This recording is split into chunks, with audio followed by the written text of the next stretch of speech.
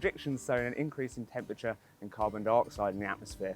We're likely to see changes in the crops that we grow and the systems that we grow them in. As temperatures increase, that's generally good for pests in terms of having more generations a year, so we might get more threat from aphids as a result of that, carrot root fly. We'll also maybe see more issues associated with cabbage stem flea beetle in winter oilseed rape crops as its ranges push northwards. The milder and wetter winters we're likely to see will probably show a reduction in the amount of winter kill that we see for pests, but also diseases. So even though wetter winters and potentially earlier sown crops of winter cereals are likely to increase, we're probably going to see more and more Septoria and Rhynchosporium as a result of that.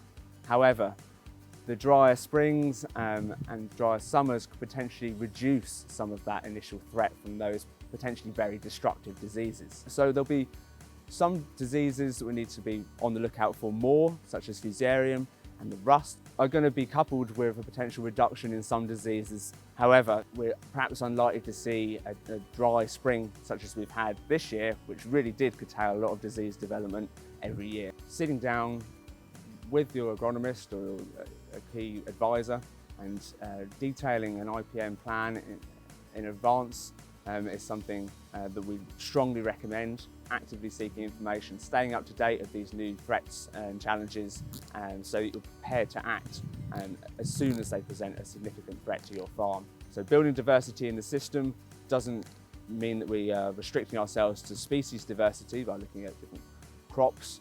We can also look at diversity within the crop as well. So encouraging the use of varietal mixtures which are able to adapt to the changing conditions by providing resilience through compensation and complementation. It could potentially be a system we see more in the future, particularly with cereal crops where it's very easy to do. Plant breeding in general will be useful going forward, so it's important to keep abreast of those techniques and tools that are available to you on farm.